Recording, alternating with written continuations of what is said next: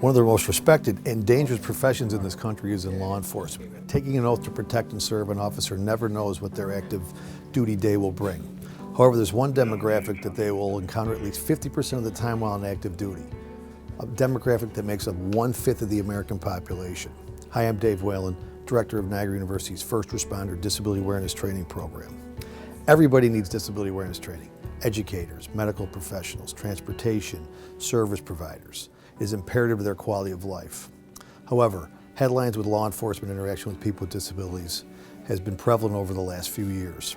A Ruderman Foundation study has indicated that up to 50% of people killed by law enforcement have a disability. However, how aware is the public, and even more significant, how informed is law enforcement and what are they doing to respond to that?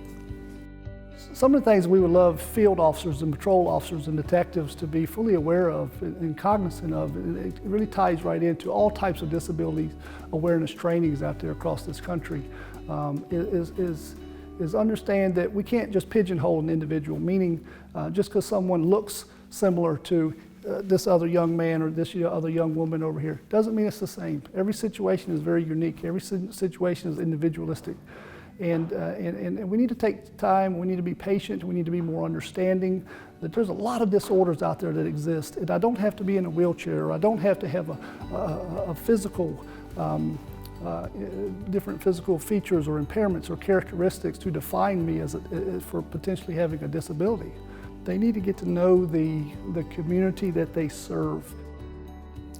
My daughter Madison she was diagnosed at birth with Holder prosencephaly, which essentially is a brain malformation. She would present to law enforcement or people she doesn't know as potentially non-compliant or untruthful. She's very shy, she's very inward. So if asked questions in a confrontational atmosphere or pressured atmosphere, she would maybe just go inward and not answer the questions and could be deemed non-compliant. I think having a child now for 18 years with disabilities has changed my look on that topic, and I think all I could ask is other law enforcement officers to try to see things the way that I see them and treat people accordingly. Try to figure out what's maybe going on with that person. Are they disabled? Is there something else going on? And that's a perspective I've gained having my daughter. And I would hope that other law enforcement would take that into account. Well, my son Ethan was my oldest child. He would be 31 this coming December if he was still alive. Ethan had Down syndrome, but there was a lot more to Ethan than his diagnosis. Well, looking back on his life after he died, very strong throughout his life was his passion and admiration for people in uniform, particularly law enforcement, but that could extend to military. So in January of 2013, it was just a typical Saturday in our life. I was teaching a class during the day, so Ethan had support staff, and they planned to go to a movie. Later in the night, I got a call or a text from his staff letting me know that Ethan didn't want to come home, that he had watched the movie and didn't want to come home. She was having trouble helping him transition from leaving the movie to getting in the car to come home, which is not unusual, again, for somebody with a cognitive disability to let go of one activity and begin a new activity, which we refer to as transitions. And Ethan did not need somebody with eyes on him all the time.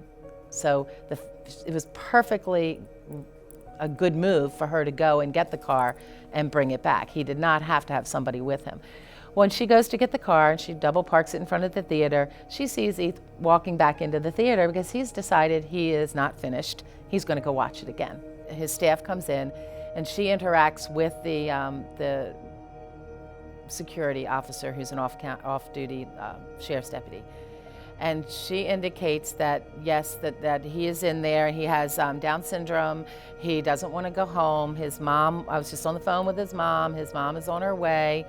And the security guard, who's off-duty officer, says, no, you stay out here. I'll handle this.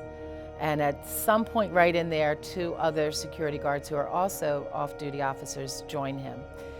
So by all accounts, she is being made to stay out in the hallway. By all accounts, he is in the theater, quietly sitting there. Most patrons don't know he's even there. And an officer approaches him very nicely and calmly and says, son, or buddy, or whatever he called him at the time, that you need to leave, you don't have a ticket. And Ethan totally ignores him. The other two officers come in. Ethan continues to just not move, which is very characteristic of somebody with Down syndrome. They begin to give him ultimatums. And so one officer doing the talking, and from what I understand, the ultimatum was, you need to leave or we're going to have to arrest you. Ethan doesn't budge. So two of the officers reach under Ethan's armpits and they're lifting him up to get him to move out of the seat and leave the theater. It's my understanding then that three officers dragged him out of his seat, dragged him out of the row, dragged him down the ramp, and at that point they're turning around the small wall and going to continue down the ramp to go out of the theater, and something happens there. And I don't know that we're ever going to know exactly what happens there, although there are two eyewitnesses that give their report that Ethan somehow ends up on the ground, face down, being handcuffed, that there was an officer kneeling on his back, and his staff is still out in the hall, but she hears him scream. This is where it gets kind of teary-eyed. Hears him scream for her and scream for me. And she bursts into, she just says, I'm coming in, and finds him, he is on the ground, and he stops breathing. We don't know, and it's not being reported, and no one has an explanation for how he was put on the ground. He didn't just lie himself down on his stomach. So somehow he was put down on the ground. That's my belief. And he stopped breathing. And then, so he died.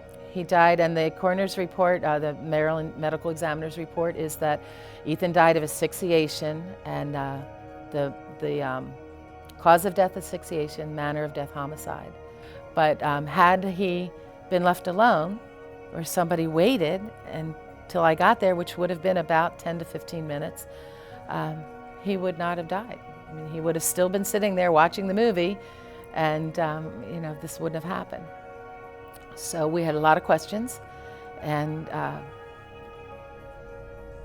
we had to figure out how to tell our other children and how to live without him in the most outrageous way he possibly could have died, at the hands of the very people he idolized.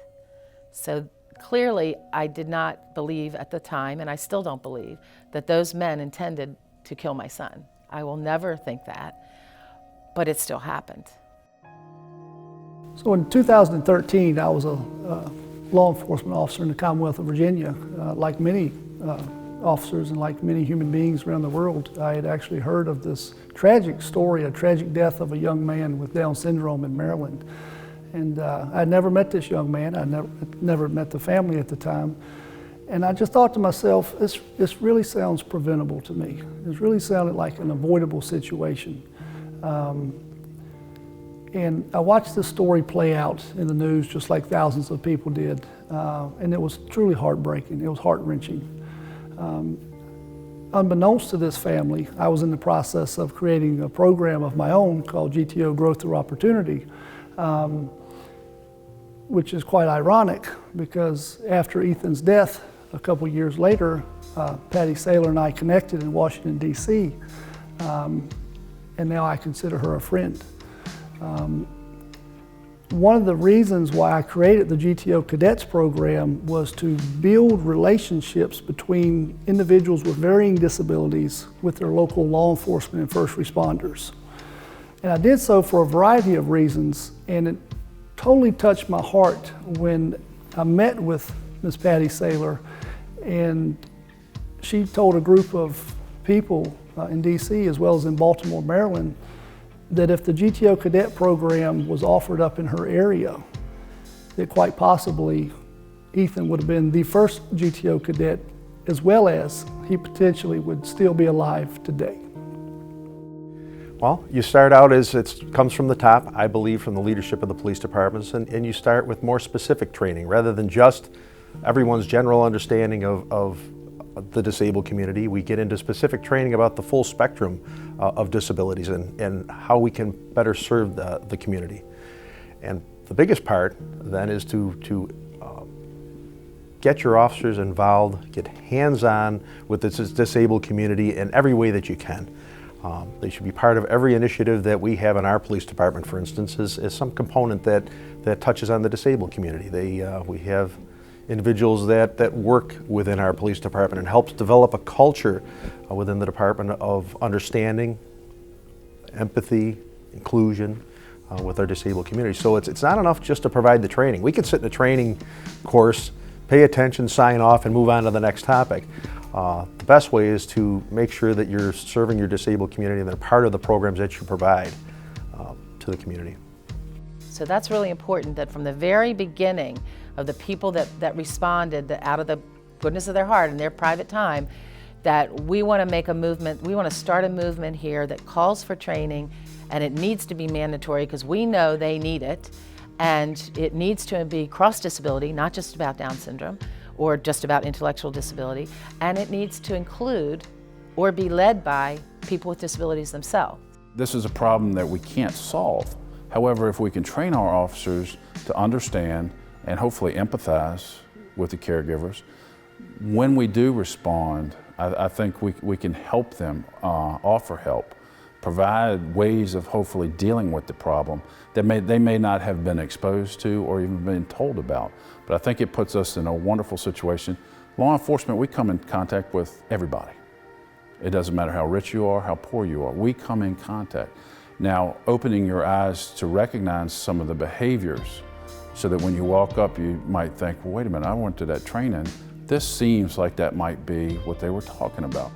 Again, I go back to what is the urgency of the situation? Can it be slowed down? Can we take a look and see what's really going on?